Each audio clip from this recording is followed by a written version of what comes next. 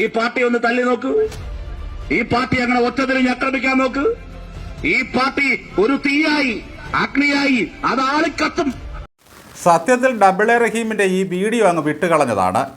പറയുന്നത് റഹീം ആയതുകൊണ്ട് അതിൽ കാര്യമില്ല എന്ന് തോന്നി. എന്നാൽ മുഴുവൻ കേട്ടപ്പോഴാണ് ഇതിലെ ഹാസ്യം മറനീക്കി പുറത്തു വന്നത്. ഈ ചെങ്കൊടി അങ്ങ് കയ്യിലോട്ട് പിടിച്ചേച്ചാൽ മതി, ബാക്കിയെല്ലാം ആ കൊടി നോക്കിക്കൊള്ളും. ഈ പാർട്ടിയെ ഒന്ന് തല്ലി നോക്ക്, ഈ പാർട്ടിയെ ഒറ്റ തിരിഞ്ഞൊന്ന് ആക്രമിക്കാൻ നോക്ക്, അപ്പോഴറിയാം ഫലം.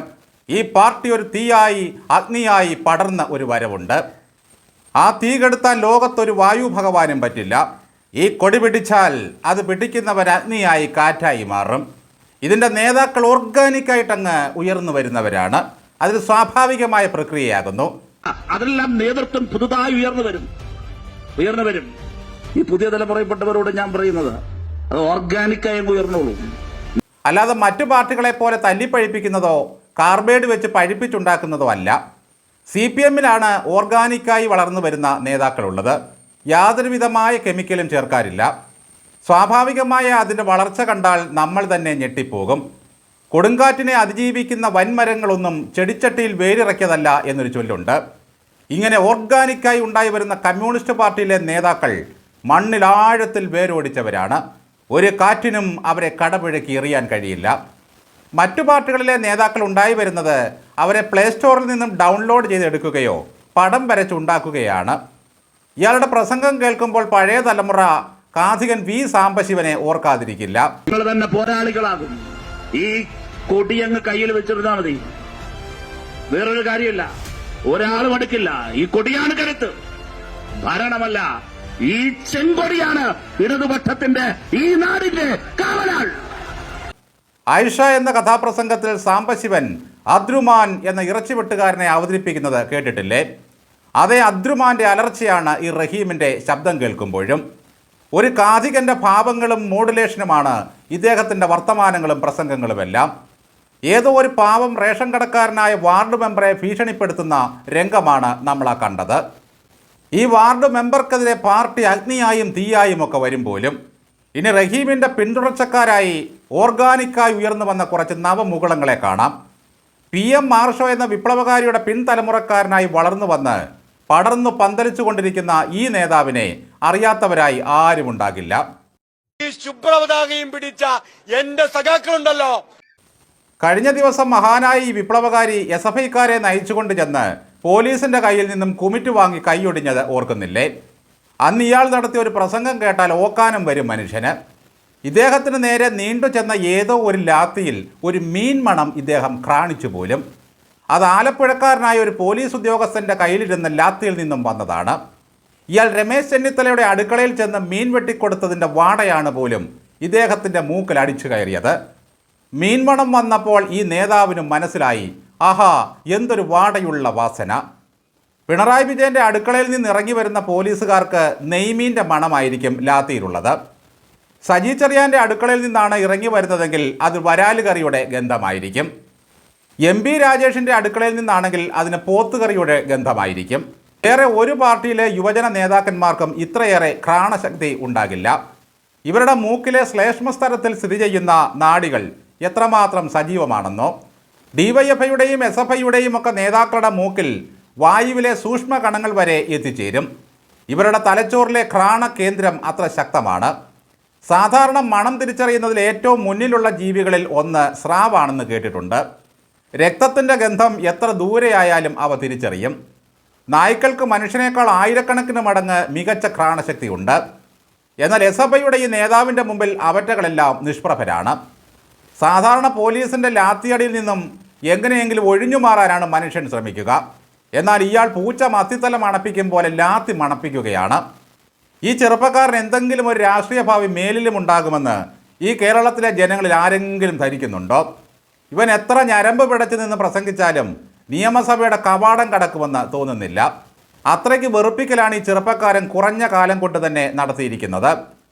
നമ്മുടെ ആർഷോ വിവാഹമൊക്കെ കഴിച്ച് ദാമ്പത്യ ജീവിതത്തിലേക്ക് കടക്കുന്നതിനാൽ ഇനി അധികം തൊഴി വാങ്ങാൻ ഇറങ്ങില്ലായിരിക്കും. മനുഷ്യനെ വെറുപ്പിക്കാതെ എങ്ങനെ പ്രസംഗിക്കാമെന്ന് നവവധുവായ വിദ്യ ആ ഭർത്താവിനൊന്ന് പറഞ്ഞു കൊടുക്കണം. ഈ ചേട്ടൻ്റെ പ്രസംഗം എനിക്ക് വലിയ ഇഷ്ടമാണെന്ന് പറഞ്ഞ നടി മീനാക്ഷിയെ ഓർക്കുന്നില്ലേ? മീനാക്ഷിയുടെ ആ സർട്ടിഫിക്കറ്റ് കിട്ടിയതോടെ ഈ ചെറുപ്പക്കാരനെ ഞരമ്പ് പിടഞ്ഞ് എങ്ങോട്ടൊക്കെയോ പോവുകയാണ്. ഇനി ഓർഗാനിക്കായി വളർന്നു വന്ന ഒരു പാൽക്കുപ്പി സഖാവിനെ നമുക്ക് കാണാം. ഇദ്ദേഹം SFIയുടെ നാളത്തെ കരുത്തനായ ഒരു കർമ്മയോഗിയായിരിക്കും. ഞങ്ങളെ അങ്ങ് ഏതെങ്കിലും ഒരു പോലീസുകാരോ ഈ നാടിനകത്തെ ഏതെങ്കിലും ഒരു അധികാരി വർഗമോ ഞങ്ങളെ അങ്ങ് ആക്രമിക്കാൻ വേണ്ടി തുനിഞ്ഞു വന്നാൽ ഈ നാടിനകത്തെ KSUകാരനെ പോലെ MSFകാരനെ പോലെ കയ്യും കെട്ടി നോക്കി നിൽക്കുന്നതിന് വേണ്ടി SFIക്കാർ തയ്യാറാവില്ല. തിരിച്ചടിക്കുന്ന ഒരു സാഹചര്യം SFIയുടെ നേതൃത്വത്തിൽ. റഹീമിനെയും ആർഷോയെയും ശിവപ്രസാദിനെയും ഒക്കെ കണ്ടു വളരുന്ന ഒരു പ്രത്യയശാസ്ത്ര പൈതലാണിത്. ഇവൻ ഏത് അംഗൻവാടിയിലെ SFI യൂണിറ്റിലാണ് പ്രവർത്തിക്കുന്നതെന്ന് ആർക്കറിയാം. ഇവൻ ജനിച്ച കാലം മുതൽ കാണുന്നത് DYFI മാമന്മാരും SFIക്കാർ ചേട്ടന്മാരും പോലീസുകാരെ തെറി വിളിക്കുന്നതും തല്ലുന്നതും തന്തയ്ക്ക് വിളിക്കുന്നതും ഭീഷണിപ്പെടുത്തുന്നതുമാണ്. ഈ കുട്ടിയും അതേ ലെവലിലാണ് സഞ്ചരിച്ചു തുടങ്ങിയിരിക്കുന്നത്. ഇവനെ കണ്ടാൽ ഉരമരുന്നിൻ്റെ മണം മാറിയതിൻ്റെ വല്ല ലക്ഷണവുമുണ്ടോ?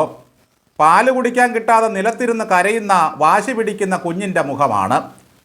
തന്നെത്താൻ നിൽക്കാൻ ശേഷിയില്ലെങ്കിലും അവനും ഭീഷണി തുടങ്ങിക്കഴിഞ്ഞു. ഇനി ഇതാ ഓർഗാനിക്കായി വളർന്നു വരുന്ന മറ്റൊരു സഖാവ്. പറച്ചിൽ കേട്ടപ്പോൾ അല്പം കാൽപ്പനികനാണെന്ന് തോന്നുന്നു. ഞങ്ങളെ കാണുമ്പോ SFIക്കാരെ കാണുമ്പോ ലാത്തുകൊണ്ട് തല്ലണം എന്ന് തീരുമാനിച്ച കുറച്ച് പോലീസുകാരുണ്ട്. നിങ്ങളുടെയൊന്നും വീടുകൾ അമ്പിളിമാമന്റെ അരികത്തല്ല എന്നുള്ളത് ഞങ്ങളെ തല്ലുന്ന പോലീസുകാരെ നിങ്ങളുടെ വീടുകൾ അമ്പിളി അമ്മാവന്റെ അരികിലല്ല എന്ന് ഓർത്തുകൊള്ളണം. പോലീസുകാർ തല്ലിയാൽ വീട് കണ്ടുപിടിച്ച് യൂണിഫോം ഊരുന്ന നേരം നോക്കി തല്ലുമെന്നാണ് ഭീഷണി. ഞങ്ങൾ ഇറങ്ങി പുറപ്പെട്ടാലുണ്ടല്ലോ ഞങ്ങളുടെ ഭീകരതയെ തടുക്കാൻ നിങ്ങൾക്കാർക്കും കഴിയില്ല. പാവം പിടിച്ച കമ്മിക്കൂട്ടങ്ങളെ മുഴുവൻ വിളിച്ചു വരുത്തി സമരത്തിന് ആഹ്വാനം ചെയ്യുന്ന ഈ റഹീം ഐമനം സിദ്ധാർത്ഥൻ്റെ ഗണത്തിൽപ്പെട്ട ഒരു നേതാവാണ്. നിൽക്കുന്ന നിപ്പിൽ ഓടിക്കളയും. തല്ല് കിട്ടുന്ന സമയമാകുമ്പോൾ റഹീം സ്ഥലം വിടും. പ്രസംഗത്തിന് മുമ്പിൽ കാണും, മൈക്ക് കാണുമ്പോൾ അവിടെയും കാണും. പതിറ്റാണ്ടുകൾക്ക് മുമ്പുള്ള കാമ്പസുകളല്ല സഖാക്കളെ നമ്മുടേത്. ചെറുപ്പക്കാരും കാലവും വല്ലാതെ വളർന്നിട്ടുണ്ടെന്ന് ഈ പോഴന്മാരായ മൂത്ത സഖാക്കൾക്ക് അറിയുകയില്ല. റഹീമിനും കുടുംബത്തിനും നാളെ കാലത്ത് സുഖമായി ജീവിക്കാനുള്ള പെൻഷനൊക്കെ കിട്ടും. ഭീഷണിപ്പെടുത്താനും വളിപ്പടിക്കാനും വിവരദോഷം പറയാനും അല്ലാതെ യാതൊരു കഴകത്തും ചീനവാഴക്കയുമുള്ളൊരു നേതാവല്ല ഈ റഹീം എന്ന് അറിയാത്ത ആരെങ്കിലും ഉണ്ടോ? ഏതോ ഒരു സാഹചര്യത്തിൻ്റെ രാഷ്ട്രീയ സൃഷ്ടി മാത്രമാണ് ഈ റഹീം. വിദ്യാഭ്യാസവും ചിന്താശേഷിയും രാഷ്ട്രീയ ബോധ്യവുമുള്ള ചെറുപ്പക്കാർക്ക് മാത്രമേ ഇനിയുള്ള കാലം യുവജനങ്ങളുടെ മനസ്സിൽ ഇടം കിട്ടുകയുള്ളൂ.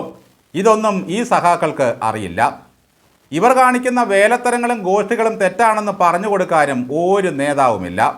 ഏറ്റവും മുകളിലുള്ള പിണറായി വിജയൻ മുതൽ നമ്മൾ അല്പം മുമ്പ് കണ്ട പ്രത്യയശാസ്ത്ര പൈതൽ വരെ ഒരേ ഗണത്തിൽപ്പെടുന്നവരാണ്. ഇതിൻ്റെ ഒരു പ്രധാന പ്രശ്നം എന്താണെന്ന് വെച്ചാൽ കോളേജിലേക്ക് ചെല്ലുന്ന ചെറുപ്പക്കാരെ സംബന്ധിച്ചിടത്തോളം തൻ്റെ നേതാവ് മുമ്പിൽ നിന്ന് ശത്രുവിനെ ഭീഷണിപ്പെടുത്തുകയും പോലീസിനെ വിറപ്പിക്കുകയും ചെയ്യുമ്പോൾ ഒരു ഹരമാണ്. ഇയാൾ തങ്ങളുടെ രക്ഷകനാണെന്നങ്ങ് തോന്നും. പിന്നെ അയാൾ പറയുന്നതെല്ലാം ചെയ്യാൻ നിർബന്ധിതരാകും. എന്തു വന്നാലും സർക്കാരും പോലീസുമുണ്ട് ഞങ്ങളെ രക്ഷിക്കാൻ എന്നൊരു ചിന്ത കഴിഞ്ഞ 10 വർഷം ഈ പിള്ളേരുടെ എല്ലാം മനസ്സിലുണ്ടായിരുന്നു. പിണറായി വിജയൻ രക്ഷാപ്രവർത്തനത്തിന് DYFIക്കാരെയാണല്ലോ ചുമതലപ്പെടുത്തിയത്. അതൊരു വലിയ പദവിയും അംഗീകാരവുമായി അവർ കണ്ടു. ഭരണം മാറിയതും തങ്ങളിനി ചെന്ന് നിൽക്കുന്നത് കഴിഞ്ഞ 10 വർഷം പിണറായി വിജയൻ്റെ അടിമകളായി ജീവിച്ച് പകയും പ്രതികാരവുമായി നിൽക്കുന്ന പോലീസിൻ്റെ മുമ്പിലാണെന്നും ഈ പൈതങ്ങളോട് വീട്ടിലിരിക്കുന്ന ആരെങ്കിലും ഒന്ന് പറഞ്ഞു കൊടുക്കണം. പണ്ടൊരു പ്രതിഷേധ പ്രകടനക്കാർ വിളിച്ച മുദ്രാവാക്യം ഓർക്കുന്നില്ലേ? അവലും മലരും കരുതിക്കോ എന്നായിരുന്നു അത്. ഇന്ന് ഈ യുവജന നേതാക്കന്മാരുടെ വീട്ടിലിരിക്കുന്നവരോട് പറയാനുള്ളത് പ്രപഞ്ചനം കുഴമ്പും മുക്കൂട്ടും തൈലവും കൂടുതൽ കരുതിക്കോ എന്നാണ്. നിങ്ങൾ കുഴമ്പിട്ട് തിരുമ്മി വേദന കടിച്ചമർത്തി വീട്ടിലിരിക്കുമ്പോൾ നേതാക്കന്മാർ കുഴിമന്തിയും അടിച്ച് കുടുംബത്തോടൊപ്പം വീട്ടിൽ ഉല്ലസിക്കുന്നുണ്ടാകും.